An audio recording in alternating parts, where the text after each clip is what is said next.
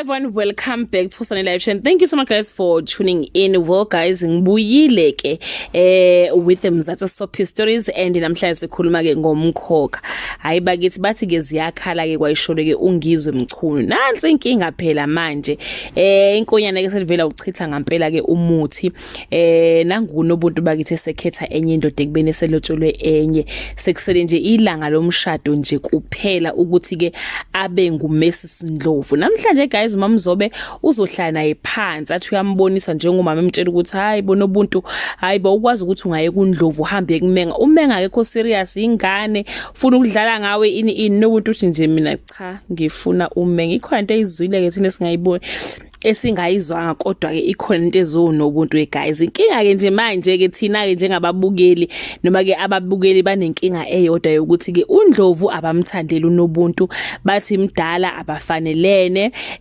kodwa futhi kuyathembisa ukuthi ke angakwazi ukumphatha kahle yabo angakwazi ukuthi amenze unkosikazi baqhubeke nje njengomkhwenyana ke nomakoti kodwa manje ayichala igugeni abamtholi kahle ngapha umenga useyingane bamthanda abantu kodwa futhi abamthembi yabona ukuthi uNdlovu abamthandi kodwa bayamthemba umenga bayamthanda kodwa abamthembi bathi nje uzodlala ngonobuntu akayimisele ngomshado ufuna ukuthi bathandane nje kuphelele khona lapho bese yahamba yamshiya mhlambe abuyele emasosheni kuphelele nje kanjalo ke ngonobuntu amoshele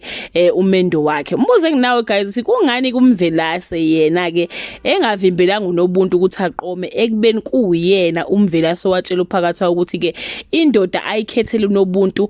uNdlovu wayengakwazanga ukumvimba ukuthi ke angaqomi Mathiyeza zi guys wona ke aveza ukuthi cha umshado wona khohlwani awusekho ubhuntshile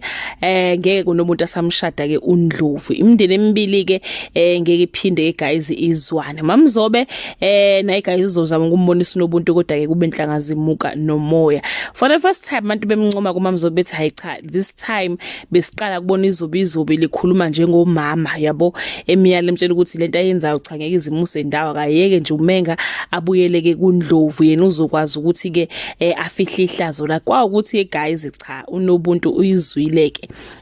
uyizwile into ayizwile lapha na ke kumenga akezwa umshini uyifunela nje umenga Phakathwayo yena guys uzophoxeka ebandleni ke njengoba phela enesikhundla aphatheke kabi ke nanokuthi kubethi uzama ukubalekisa unobuntu kulomkhokha walapha na ke kaMamzobe nangokunobuntu engasavumi ke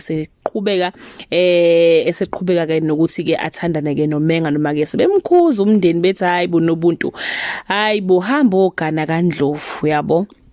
so guys injalo ke nje indaba chithana lamanzi ayisekho lenkuku hayi kuyabheda kubhedile nje futhi kakhulu that's all I have for today guys do leave your comment below and share your opinion ukuthi ke wena uthini ngalesinqumo sikanobuntu uyamvuna noma ke uyamsola uyalibona nikusasa lika menga nobuntu noma uthi cha Nkosi yami akaqinisele ahamba oshada ke nentshebe ke eUNdlovu bye